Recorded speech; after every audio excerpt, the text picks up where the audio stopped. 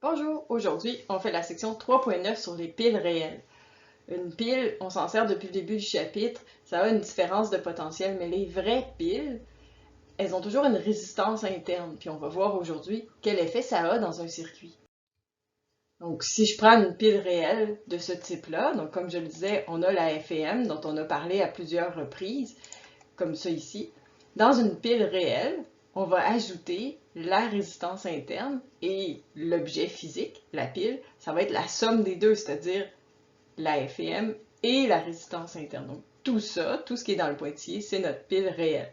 Nous, ce dont on se servait, on appelait ça des piles idéales. C'est juste une pile dans laquelle on pourrait supposer que la résistance interne est nulle ou négligeable. Donc, si je prends ma pile au complet, ma pile réelle, que je la branche avec une résistance, mais la résistance totale du circuit, c'est la somme de ma résistance du circuit plus la résistance de la pile. Ça ne va pas rendre ça très différent. En fait, si on prend la situation 1 à la page 277, on vous dit qu'on a pris une pile AA qui a une résistance interne de 0,5 ohm. On s'entend que les résistances internes, c'est toujours très petit. On peut parler de 1, 2, même moins qu'un ohm, donc c'est vraiment une petite résistance interne. Et ici, on a une pile donc qui est de 1,5 volts. Et on vous demande de déterminer c'est quoi la différence de potentiel sur cette pile-là si jamais je la branche dans une résistance externe de 2 ohms. Bon, on va regarder ce que ça donne. Si j'ai 0,5 ohms ici puis 2 ohms ici, ça veut dire qu'au total, j'ai une résistance de 2,5 ohms. C'est deux résistances qui sont en série dans le circuit.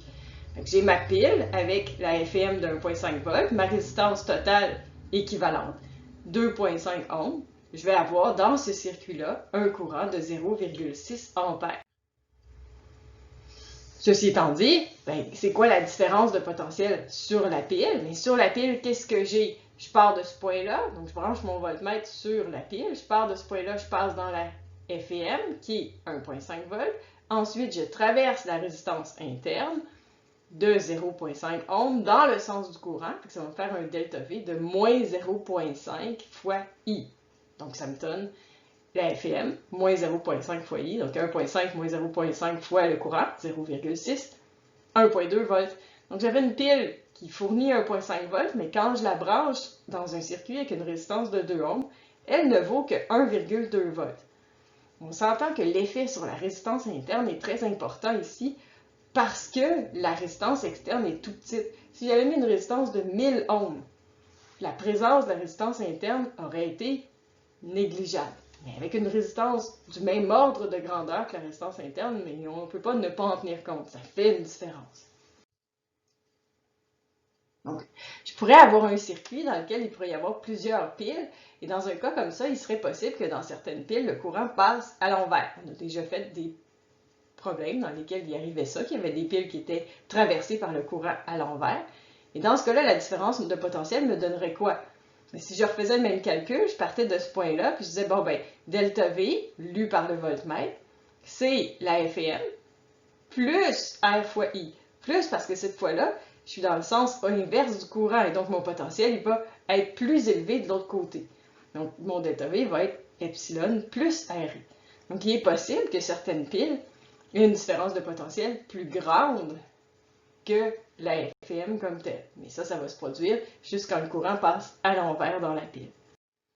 Donc, si on prend la situation 3, la page 279, on branche une pile réelle et on vous dit que si on la branche dans un circuit avec une résistance de 2 ohms, le voltmètre branché sur ma pile va mesurer 8 volts. Alors que si je la branche avec une résistance externe de 3 ohms, le voltmètre va mesurer 9 volts. Puis on vous demande, si je mets 4 ohms ici, que va mesurer le voltmètre? Là, il faut voir qu'ici, en fait, je peux déterminer le courant. Parce que mon delta V, mon voltmètre, il mesure la différence de potentiel sur ma pile, il mesure aussi la différence de potentiel sur ma résistance externe, puisque je suis aussi branché de chaque côté de ma résistance R. Fait que si je pars de ça, j'ai 8 volts, j'ai 2 ohms, je peux toujours trouver le courant. Mon courant va me donner 4 ampères. Tout simplement, le delta V sur la résistance, divisé par la résistance, ça fait 4. Et donc, qu'est-ce que ça me donne? Ça me donne que delta V, c'est aussi égal à la FEM moins RI. Et donc, j'ai delta V, qui est la FEM moins R fois 4. 4 qui est mon courant. Je peux faire la même chose dans la deuxième situation. Quand j'ai mis une résistance externe de 3 ohms, ça m'a donné ça. Cette fois-ci, j'ai une différence de potentiel sur ma résistance externe qui est aussi lue par le voltmètre qui est ici, qui est 9 volts. J'ai une résistance de 3 ohms. Et donc ici, mon courant vaut 9 divisé par 3, 3 ampères. Ma différence de potentiel, c'est aussi égal à la FEM moins RI.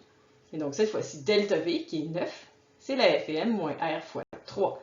J'ai deux équations, deux inconnues. Je ne connais pas epsilon, je ne connais pas R, mais je peux les trouver maintenant.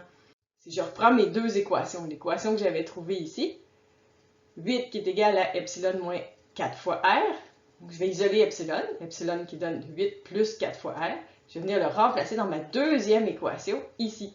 Mon équation 9 qui est égale à epsilon moins 3 fois R.